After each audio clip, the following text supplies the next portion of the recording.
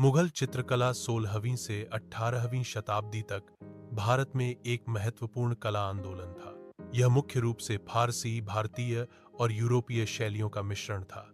इसकी शुरुआत अकबर के शासनकाल में हुई। औरंगजेब के समय तक यह धीरे धीरे कम हो गई। मुगल चित्रकला विभिन्न सांस्कृतिक प्रभावों का एक अनूठा संश्लेषण है। मुगल चित्रकला में छोटे आकार के चित्रों में अत्यधिक बारीकी और गहराई होती है। व्यक्तियों, वस्त्रों, चेहरे के भाव और प्राकृतिक दृश्यों का यथार्थवादी चित्रण मुगल कला की विशेषता है। मुगल चित्रकला में पशु, पक्षी, फूल, पत्ते और पेड़ों का सजीव चित्रण किया जाता है। मुगल चित्रकला में खनिजों, पौधों और प्राकृतिक स्रोतों से बने विविध रंगों का प्रयोग होता है। मुगल चित्रकला में धार्मिक व सांसारिक विषय जैसे महाकाव्य, युद्ध, दरबारी जीवन चित्रित हैं। मुगल चित्रकला में प्रेम, प्रसंग, शिकार और उत्सव जैसे विषय भी चित्रित हैं। बाबर को बागों और प्रकृति से प्रेम था, पर उनके समय में चित्रकला का विकास अधिक नहीं हो पाया। हुमायूं अपने फारस प्रवास के दौरान मीर सैयद अली और अब्दुस सामद नामक दो श्रेष्ठ चित्रकारों को भारत लाया, जिससे मुगल चित्रकला की नींव पड़ी।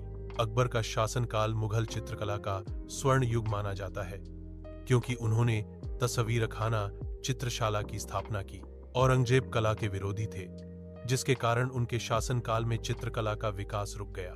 मुगल चित्रकला में धार्मिक ग्रंथों जैसे महाभारत, रामायण और बाइबिल के प्रसंगों का चित्रण किया जाता था।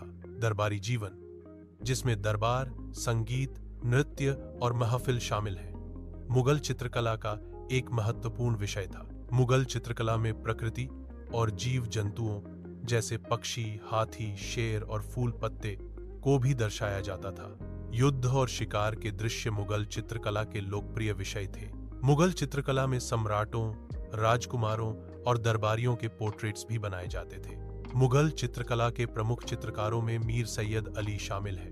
अब्दुस सामद भी मुगल चित्रकला के एक महत्वपूर्ण चित्रकार थे। दसवंत अपनी अनूठी शैली के लिए जाने जाते हैं। मुगल चित्रकला के प्रमुख चित्रकारों में से एक हैं। बसावन को भी मुगल चित्रकला के प्रमुख चित्रकारों में गिना जाता है। अबुल हसन और उस्ताद मंसूर भी मुगल चित्रकला के प्रमुख चित्रकारों में शामिल हैं। मुगल चित्रकला भारतीय और पर्शियन कला का अद्भुत संगम है। इसने बाद में राजस्थान, पहाड़ी और अन्य क्षेत्रीय शैलियों को भी प्रभावित किया। आज भी ये चित्र भारत के संग्रहालयों और पुस्तकालयों की अमूल्य धरोहर है।